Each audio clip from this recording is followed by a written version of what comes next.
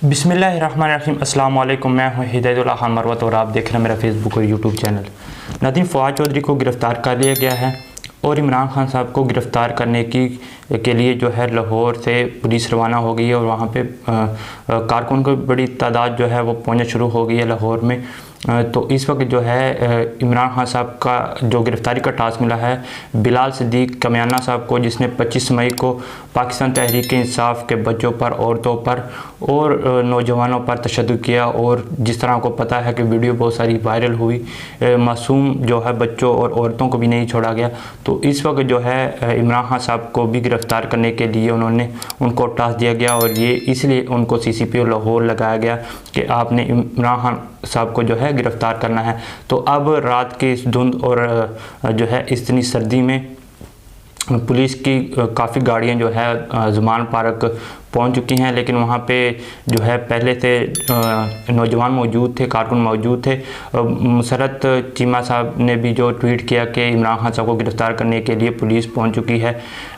दूसरे जो PTI का ऑफिशियल अकाउंट है ट्विटर का, वहां से भी ट्वीट कर दिया गया। तो लोग जो है अवाम लाहौर के जो वर्कर हैं वो अपने बच्चों के साथ और जो है औरतों के साथ आए कि हम जो है हमारी लाशों के ऊपर से गुजर कर आपको इमरान खान साहब को गिरफ़्तार करना होगा।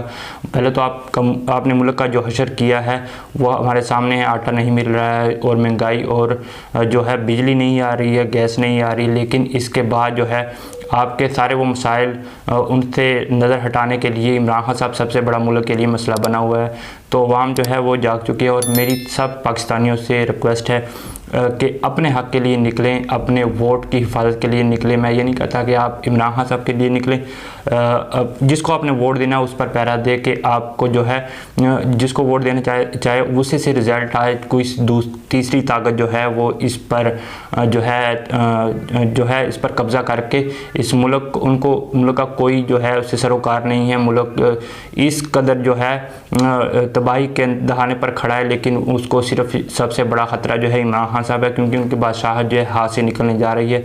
तो उनको ये जो है कोई भी बंदा आ जाए, उनको ये गवारा नहीं है कि उनकी बादशाहत उनके हाथ से निकल जाए। तो उसके लिए वो जितने बेशर्म हो जाएंगे कि अवाम के सामने वो काम करेंगे जिनसे पहले वो छुपते थे। लेकिन उनको ये है कि हम जो है किसी तरह बेइज्जत हो जाएं, जो मारा मर्दी हो जाए। लेकिन वो जिस तरह जरदारी कहता है कि उनके जो है हुकूमत उनके जो है मानी रखती है, इज़्ज़त आने जाने वाली चीज़ है, यानी कि इज़्ज़त आती है जाती है, उससे कोई सरोकार नहीं। लेकिन हमारी हुकूमत जो है, हमारी बादशाह जो है वो सदा कायम रहे। तो उसके लिए आवाम को जो है अगर ना निकले तो इसी तरह भेड़ बकरियों की तरह आपको जो हाँक कर ले जाया जाएगा। जिस तरफ आप जो है जाना चाहें उस तरफ नहीं जाने दिया जाएगा, लेकिन जिस तरफ वो लेकर जाएंगे उस तरफ आपको जाना पड़ेगा।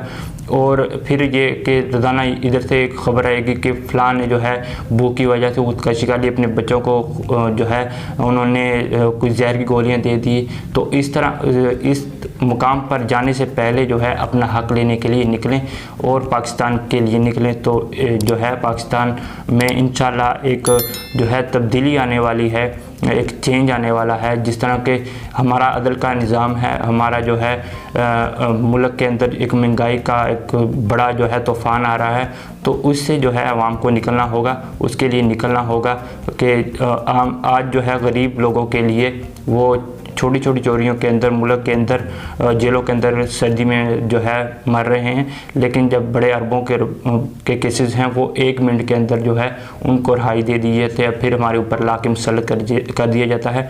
तो अवाम को जो है फ़ैसला करना होगा। अगर अवाम ना निकली तो फिर जो है बाद में रोने धोने का कोई फ़ायदा नहीं है। अब अवाम को सोचना होगा।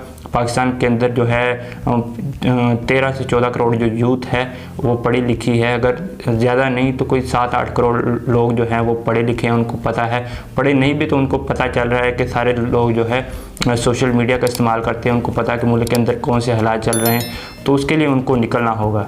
तो अब अपने हक़ के लिए निकलें, किसी पार्टी को वोट दें, लेकिन पाकिस्तान के जो है पाकिस्तान के ख़िलाफ़ जो बाहर फैसले आते हैं उनके ख़िलाफ़ निकले कि उनको पता चले कि हाँ पाकिस्तानी अवाम जो है जाग रही है, अपना जो है हक़ लेने के लिए जाग रही है और अपना हक़ लेकर रहेगी।